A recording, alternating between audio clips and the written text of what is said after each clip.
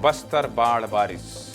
मुख्यमंत्री विदेश से बस्तर की मीटिंग ले रहे हैं। विदेश में हैं लेकिन बस्तर के एसपी कलेक्टरों से बात कर रहे हैं, पूछ रहे हैं कि भाई सब कुछ ठीक है और नहीं है तो आप लोग क्या कर रहे हैं। पिछले 3 दिनों से बस्तर बाढ़ की चपेट में था।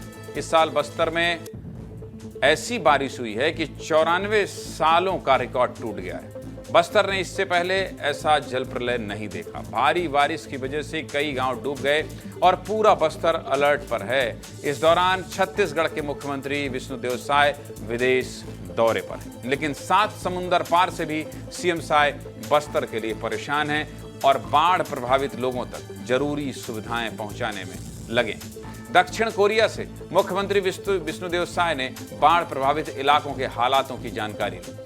सीएम ने वीडियो कॉन्फ्रेंसिंग के जरिए एक बड़ी मीटिंग, जिसमें बस्तर, दंतेवाड़ा, बीजापुर और सुकमा जिले के कलेक्टर और अधिकारी शामिल हुए। इस मीटिंग में सीएम साय ने बाढ़ से प्रभावित सभी परिवारों तक हर संभव मदद पहुंचाने का निर्देश दिया और तेजी से राहत बचाव कार्य को पूरा करने का निर्देश दिया।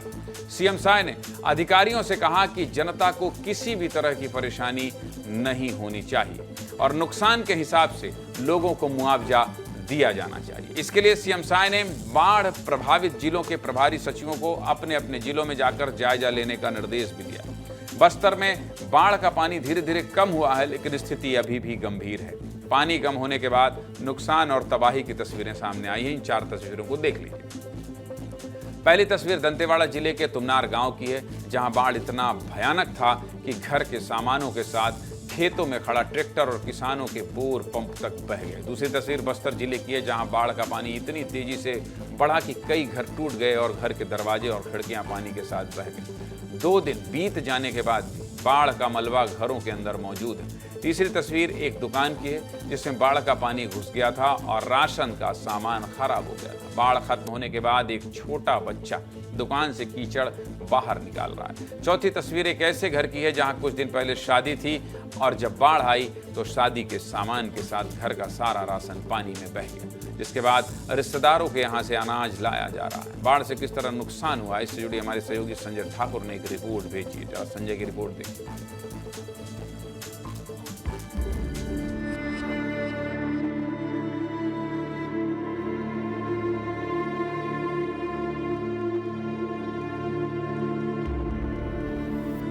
बस्तर में जो बाढ़ आई उसके बाद की जो तस्वीरें हैं वो भयावह है।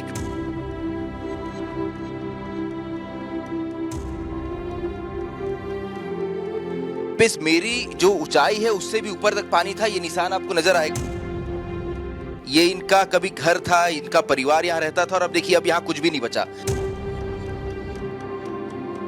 जितना भी पैसा, पेटी, अलमारी सब गया, हम लोग कुछ बचा नहीं पाए। यहाँ जितने घर हैं मांदर गांव के, जितने इस बाढ़ में प्रभावित हुए, वहां 3 दिनों से चूल्हा नहीं जल सका है।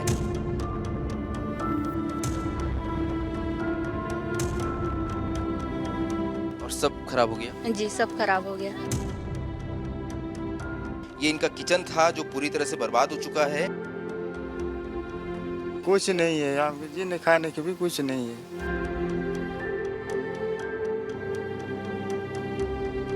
घर जो है ये जमींदोज हो गया और अब देखिए यहाँ सिर्फ और सिर्फ मलबा बचा है। कुछ नहीं है इसमें। कुछ बोलने से आधार कार्ड, राशन कार्ड, जो बोल पैसा कौड़ी, कुछ नहीं है इसमें। पूरा गाय बैल फिर बहा के ले गया। मुश्किल से तो जान बची है, तक बात हो पा रही है, नहीं तो भी का जो कमाई का जरिया था वो इस दुकान थी। क्या करें भैया, कुछ ऑप्शन तो है नहीं। बैठने की जगह नहीं है। बिटिया देखिए कहाँ बैठ के खाना खा रही है। बीते 3 दिनों में मांदर गांव ने और बस्तर ने क्या कुछ सहा है।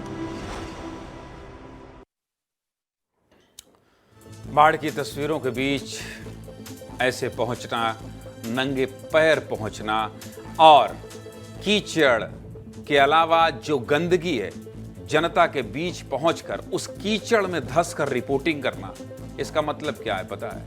ये आपका अपना चैनल है, ये इमोशनल चैनल है। इसलिए मेरे सहयोगी संजय ठाकुर और बस्तर के तमाम सहयोगी उन जरूरतमंद, उन गरीब परिवार की आवाज बन रहे हैं जहां तक कोई नहीं पहुंच रहा। ये विस्तार न्यूज के साथी ही हैं जो हर व्यक्ति के दुख में शामिल हो रहे हैं।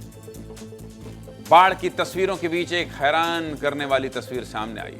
दंतेवाड़ा के सुरभि कॉलोनी में बाढ़ का पानी घरों में घुस गया था, जिसके चलते घरों में कीचड़ जमा हो गया और घर का सामान पानी में बिखर गया। इसके चलते लोग पानी की किल्लत से जूझ रहे हैं। लेकिन इसी कॉलोनी में नगर पालिका सीएमओ पालदास का मकान भी।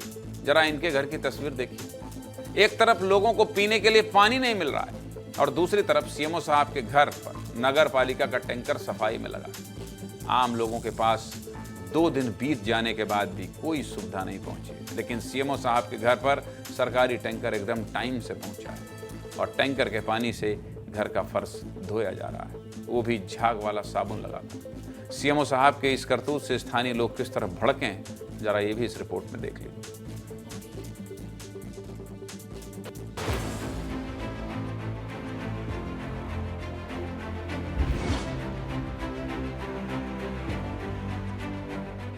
सामने टैंकर एक बार भी हमारी तरफ आई है कि टैंकर एक बार नहीं आए हो क्या? साबुन से कपड़ा धुल रहा है सर, हमारा घर सब नहीं हो पा रहा है। आप अधिकारी हो रहे नहीं, एक बार कल से टैंकर नहीं आया। जब बाढ़ आया था कोई नहीं आया, तो यहाँ तक मेरे को पानी आ गया, मेरा बेटा भी नहीं था, मैं क्या करूँगी बताओ। और हमारे घर में धोने के लिए पानी नहीं है और उनका कपड़ा धोने के लिए पानी है। अब बताइए, उनका घर में टैंकी है और हमारे घर में एक गिलास पानी भी नहीं है। कलेक्टर के पास जब मैं खुद जाऊंगी ऐसी हालत में।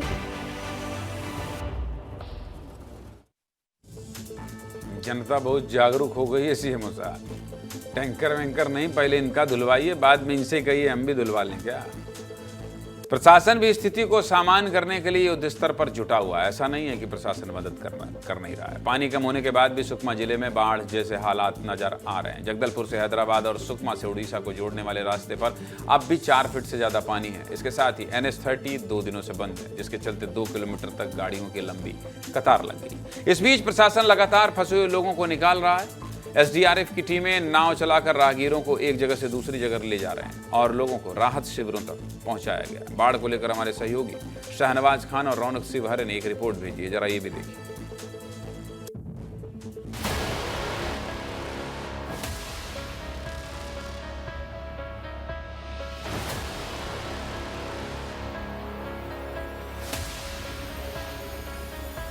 दो दिनों की मूसलाधार बारिश के बाद मौसम का मिजाज जो है बदल गया है, लेकिन NH30 पे गाड़ियों की जगह जो है नावें चल रही हैं और नाव पे जो है यात्रियों को इस पार से उस पार और उस पार से इस पार लाया जा रहा है।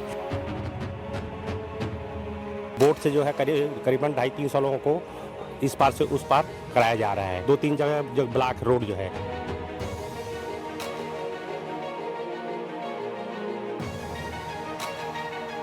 अभी यहाँ बाढ़ आने की वजह से उस पार जा नहीं पा रही हूँ। कितने देर से खड़े हो आप यहाँ पे? 1 घंटा हो गया।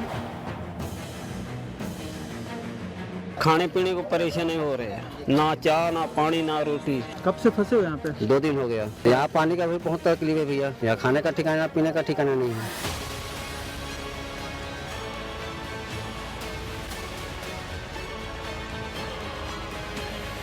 26 अगस्त की इतनी ज़्यादा बारिश हुई कि कई ऐसे घर जो है मलबे के रूप में तब्दील हो गए। लोगों के अनाज, कपड़े और मार्कशीट और दस्तावेज सारे चीज़ गायब हो चुकी हैं।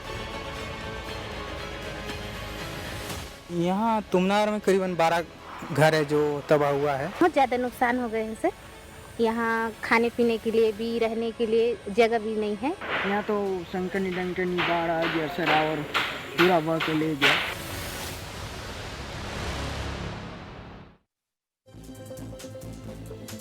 स्थिति बहुत खराब है और इस स्थिति को बहुत करीब से देखा है मेरे सहयोगी संजय ने। संजय, हालात बहुत चिंताजनक है और यही वजह है कि विदेश में रहते हुए भी मुख्यमंत्री ने आज सभी जिले के कलेक्टर, SP अधिकारियों से बातचीत की है। कहा है मौके पर जाइए। आप तो देख रहे हैं वो तस्वीर जो हम दिखा नहीं पाए, हालांकि आप लोगों ने कोई तस्वीर छोड़ी नहीं, लेकिन किस तरह से हालात सामान्य होते दिखाई दे रहे हैं, कितने दिन में दिखाई दे रहे हैं, संजय जरा ये भी बताइएगा।